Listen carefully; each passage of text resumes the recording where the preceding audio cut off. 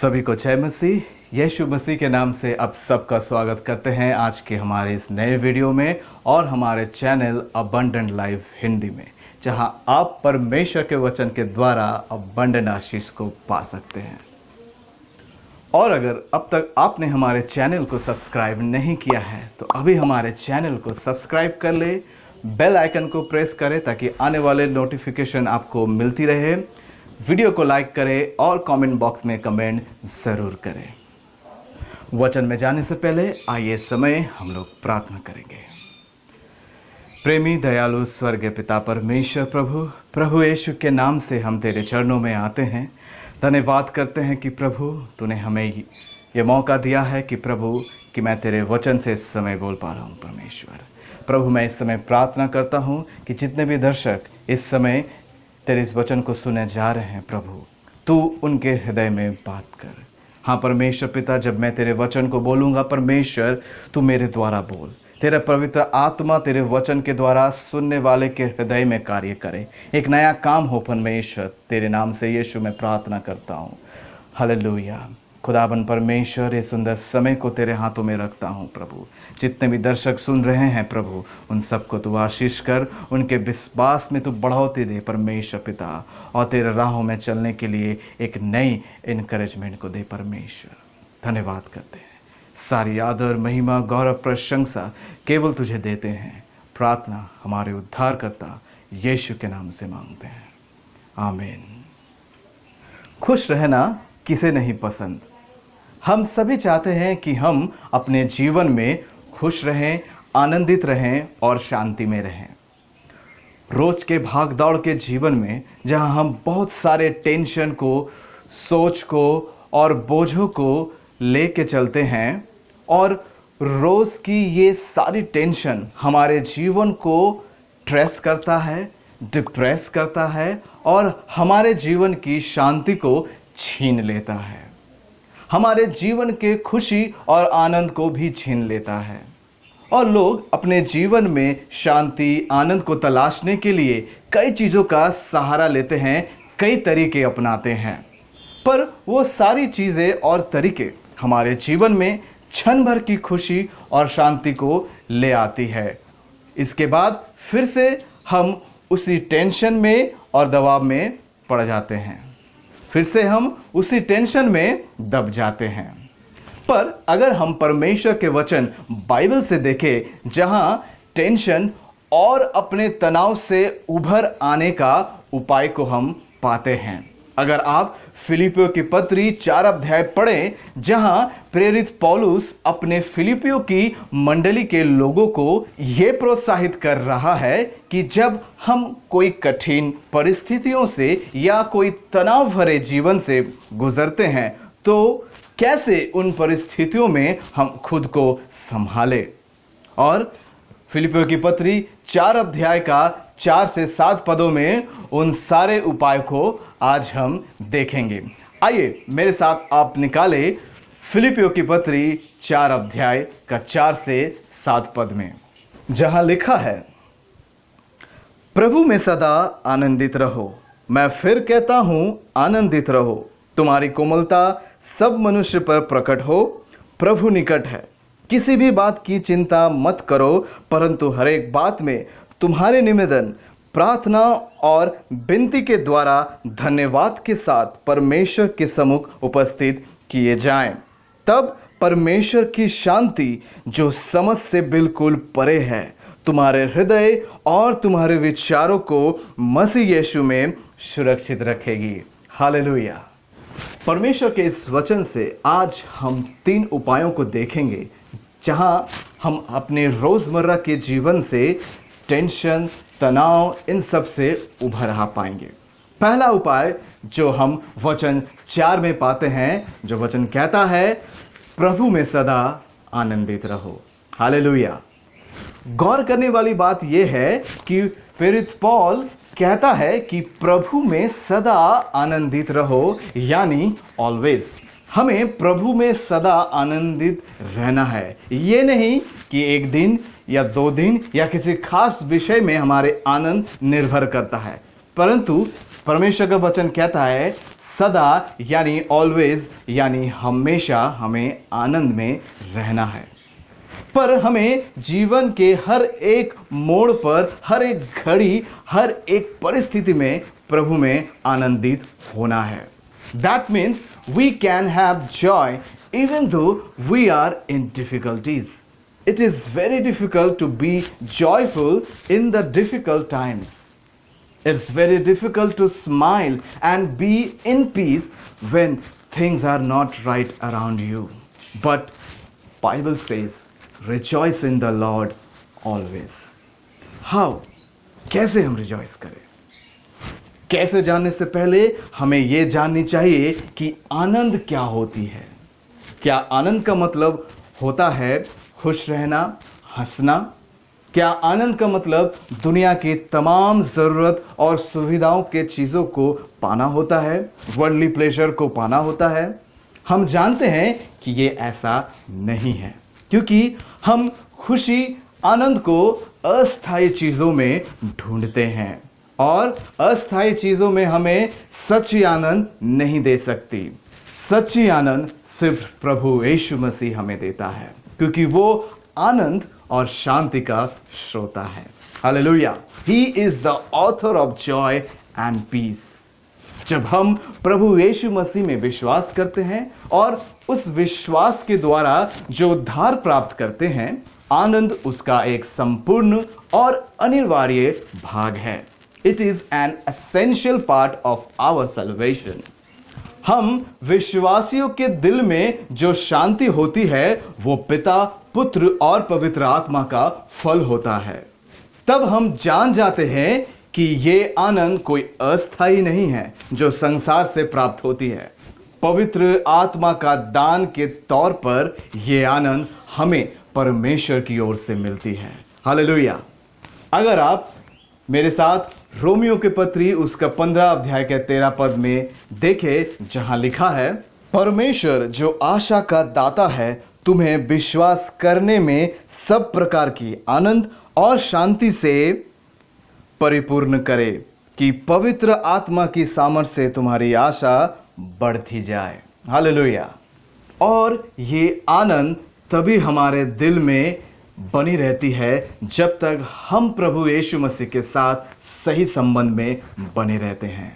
और ये आनंद हमारे दिल में एक परम उल्लास और शांति को पैदा करता है, जो हमें परमेश्वर के करीब ले आता है और उसके उद्धार के द्वारा यानी एज ए गिफ्ट हमें मिलती है। और इस संसार के दुख, दर्द, कठिन परिस्थितियां उसे नष्ट नहीं कर पाती। मेरे प्रियो, we need to learn to rejoice and gain strength by recalling the Lord's goodness, faithfulness and his promises. Hallelujah. When we rejoice in the Lord, we are placing our confidence in the Lord's promises. जब हम प्रभु में आनंदित करते हैं, तब हम अपने आत्मविश्वास को परमेश्वर के वायदों पर रखते हैं। अगर मैं आर्थिक समस्याओं से गुजर रहा हूं तो मैं डरूंगा नहीं, क्योंकि मैं जानता हूं कि यहोवा मेरा चरवाहा है और मुझे कुछ घटी नहीं होगी।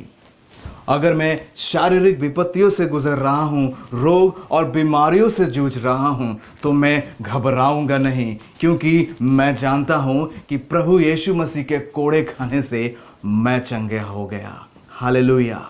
और अगर आप कोई मुसीबत में फंस गए हैं, सामने खतरा है और कोई नहीं है आसपास में जो आपको सहायता कर सके, याद रखें, परमेश्वर का वचन कहता है कि वो अपने दूतों को भेजेगा आपके लिए, ताकि वो हाथों हाथ आपको उठा ले, ताकि आपके पैरों पे ठेस ना लगे, आपको चोट ना लगे। Hallelujah. This is a choice that you have to make today. To reflect a spirit of joy in the midst of difficulties is a powerful witness to the strength that Jesus gives his follower. Hallelujah. Some days of your life may go well and some may not be, but remember one thing: Jesus is the same yesterday, today and forever. Amen. He is able to provide the joy and peace you need, which will make you satisfied in your heart. If Jesus your source of joy, then nothing can snatch your joy and peace from your heart. दूसरा उपाय को हम देखते हैं। दूसरा उपाय हम लोग 6 पद में देखेंगे। अगर आप 6 पद को गौर करें फिलिप्पियों के पत्र में, जहां हम पाएंगे दूसरे उपाय को, और वो है प्रार्थना करना। हालेलुया। जब हम किसी विषय में ज्यादा सोचते हैं तो वो विषय हमारे जीवन में तनाव पैदा करता है, और जिस कारण हम उस विषय में चिंता करने लगते हैं। तब हम अपने तरीकों से अपने प्रॉब्लम से निकलने की उपाय को खोजते हैं। पर प्रेरित पौल हमें यहां सिखा रहा है कि हम अपने तरीकों से, अपने चिंताओं से उभर आने की कोशिश को छोड़कर हमें अपने सारे चिंताओं को प्रभु पर डालना है और प्रार्थना करना है। Hallelujah. Here Paul is motivating us to pray in our difficult times. कभी-कभी हम अपने समस्याओं को लेकर इतने चिंतित हो जाते हैं कि हम प्रार्थना करना भूल जाते हैं। कभी-कभी हम अपने समस्याओं को अपने हिसाब से विचार करते हैं और जज करते हैं कि अगर छोटी मोटी समस्या है तो इसे हम अपने तरीके से हैंडल कर लेंगे, बट ऐसी अगर कोई समस्या आई जहां खुद से हैंडल ना हो तब प्रार्थना करेंगे। पर मेरे प्रियो, हमारे जीवन के हर एक विषय के लिए हमें प्रार्थना करनी चाहिए। Do not handle an experience situation by your own effort, but let's experience Jesus in your every situation. Hallelujah. क्योंकि प्रार्थना कठिन परिस्थितियों से हमारा ध्यान हटाकर परमेश्वर की शांति पर रखती है। हालेलुया। अगर आप इफिसियों की पत्री उसका 3 अध्याय का 20 पद में देखें, जहां लिखा है, जो ऐसा सामर्थी है कि हमारी विनती और समझ से कहीं अधिक काम कर सकता है, और सामर्थ के अनुसार जो हम में कार्य करता है। Hallelujah. Through prayer we renew our trust in the lord's faithfulness, knowing that he cares for you. Hallelujah. पहला पत्रस 5 का 7 पद में लिखा है, और अपनी सारी चिंता उसी पर डाल दो क्योंकि उसको तुम्हारा ध्यान है। Hallelujah. Our faith should not be stopped, rather it must growing. Hallelujah. जब हम प्रार्थना करते हैं तो परमेश्वर हमारे मन और आत्मा को गाइड करने के लिए अपनी शांति को भेजता है। यशायाह उसका 26 अध्याय का 3 पद में देखेंगे, जहां लिखा है, जो परमेश्वर पर भरोसा रखता है परमेश्वर उसे शांति प्रदान करता है। When we pray, God gives strength to do all that He desires of us. फिलिपियों की पत्री 4 अध्याय के 13 पद में लिखा है, जो मुझे सामर्थ देता है उसमें मैं सब कुछ कर पाता हूँ। हालेलुया। जब हम प्रार्थना में प्रभु यीशु मसीह के साथ समय बिताते हैं तो वो ये सुनिश्चित करने में सक्षम होता है कि सभी चीजों में वो हमारे भले के लिए काम कर रहा है। अगर आप रोमियो की पत्री उसका 8 अध्याय 28 पद में देखें, जहां लिखा है, हम जानते हैं कि जो लोग परमेश्वर से प्रेम रखते हैं उनके लिए सब बातें मिलकर भलाई ही की उत्पन्न करती है, अर्थात उन्हीं के लिए जो उसकी इच्छा के अनुसार बुलाए हुए हैं। आप अपनी कोशिश ना करें परिस्थितियों को ठीक करने के लिए, वरन संपूर्ण मन से यहोवा पे भरोसा रखें। मुझे एक ब्रिटिश मिशनरी जिनका नाम हडसन टेलर है, उनका एक कहावत मुझे बहुत अच्छी लगती है जो मैं आपके सामने बोलना चाहता हूं। वो है, when we work we work, but when we pray God works. Hallelujah.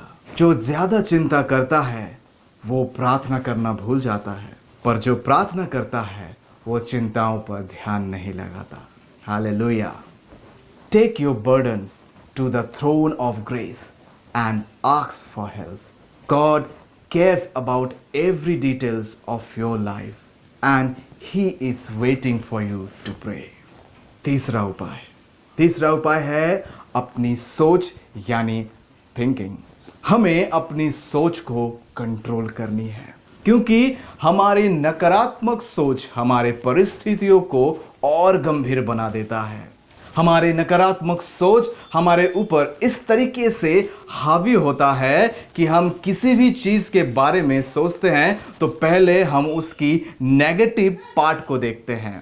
We always see the negative side of the things first. अगर हम अपने सोच को ना बदले तो हमारी नकारात्मक सोच आगे चल के विश्वास में बदल जाती है। और बाइबल कहता है कि जैसा तुम्हारा विश्वास है वैसा ही तुम्हारे साथ होगा। We have a choice to think either negative or positive. It is up to you. God has created us with a freedom of choice. कभी कभी हमारे प्रॉब्लम्स सिचुएशन नकारात्मक सोच में ले जाती है and by mistake we choose wrong. ज्यादातर हमारे जीवन में टेंशन और तनाव हमारे सोच के कारण आती है। हमारे नकारात्मक सोच हमें तनाव और दबाव में डालती है। तो किस तरीके का सोच या बातों में हमारा ध्यान होनी चाहिए? अगर फिलिपियों की पत्री उसका 4 अध्याय 8 से 9 पदों में उन सारे विषयों के बारे में जिक्र किया गया है। और वो बातें जो सत्य है, जो आदरणीय है, जो उचित है, जो पवित्र है, जो सुहावनी और मनभावनी है और जो सद्गुण और प्रशंसा की बातें हैं, उन पर ध्यान लगानी है। हमें अपनी नकारात्मक सोच को बंदी बनानी है ताकि हम प्रभु यीशु के आज्ञाकारी हो सके। When we focus our thoughts on God, He becomes bigger and problems become smaller. Hallelujah. मेरे प्रियो, अगर आपको किसी बात की चिंता है, तनाव है या आप डिप्रेस्ड है, आपके जीवन में शांति नहीं है, खुशी आनंद नहीं है, आपको समझ में नहीं आ रहा है कि कैसे कुछ चीज़ों को आप हैंडल करेंगे, तो आज प्रभु यीशु मसीह में अपने भरोसे को समर्पित कीजिए, क्योंकि सिर्फ वही है जो आपको सच्ची आनंद दे सकता है आपके हृदय में। प्रार्थना के द्वारा सब कुछ उसके ऊपर छोड़ दे ताकि वो आपके जीवन के सारी परिस्थितियों को संभाल पाए और उसमें विश्वास के द्वारा एक नई दृष्टिकोण को पाए जो आपके सोच और विचार को बदल दे। अगर आप अपने जीवन में इन 3 उपायों को अप्लाई करें तब आप भी हर परिस्थिति में प्रभु में सदा आनंदित रह सकते हैं। हालेलुया।